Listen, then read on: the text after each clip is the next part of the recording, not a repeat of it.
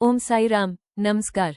स्वागत है आपका सीक्रेट टेल्स ऑफ भारत में, जहां हम आपको ले चलते हैं सनातन धर्म की दिव्य कथाओं की ओर। आज की कथा है वट सावित्री व्रत कथा। बहुत समय पहले की बात है।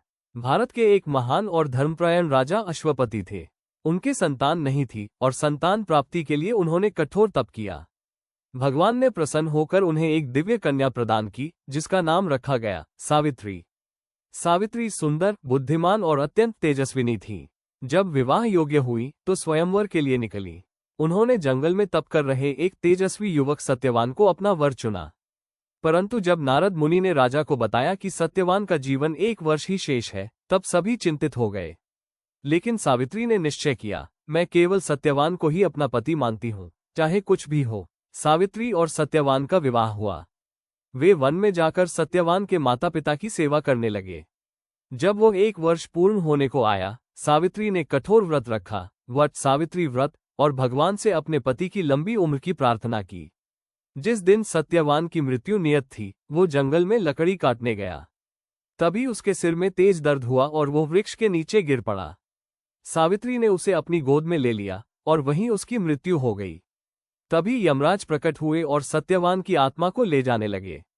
सावित्री ने उनका पीछा किया। यमराज ने कहा, हे सती, तुम एक धर्मपत्नी हो, लेकिन मृत्यु के क्षेत्र में मत आओ। सावित्री ने उत्तर दिया, जहां मेरे पति है वहीं मेरा धर्म है। उसकी भक्ति और सतीत्व से प्रसन्न होकर यमराज ने कहा, वर मांगो। सावित्री ने कहा, मेरे सास ससुर की नेत्र ज्योति लौट आए। यमराज ने कहा, तथास्तु। दूसरे वर में उसने 100 पुत्रों की मां बनने का वर मांगा। यमराज ने कहा, तथास्तु। तब सावित्री ने मुस्कराते हुए कहा, यदि मुझे 100 पुत्रों की मां बनना है तो सत्यवान को जीवित करना ही पड़ेगा। यमराज मुस्कराए और बोले, हे सती, तुम्हारी बुद्धि, भक्ति और पतिव्रता धर्म को मैं नमन करता हूँ। सत्यवान को जीवनदान देता हूँ। इस प्रकार सावित्री की दृढ़ भक्ति और सच्चे प्रेम से सत्यवान को जीवनदान मिला। तभी से वट सावित्री व्रत का प्रचलन हुआ। महिलाएं वट वृक्ष की पूजा करके अपने पति की लंबी उम्र और सुखी जीवन की कामना करती है। अंत संदेश, सावित्री जैसी पतिव्रता स्त्री का आदर्श आज भी हर स्त्री के लिए प्रेरणा स्रोत है।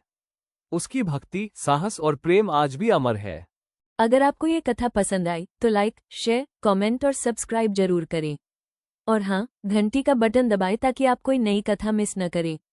फिर मिलेंगे एक और दिव्य कथा के साथ सीक्रेट टेल्स ऑफ भारत में। ओम साई राम।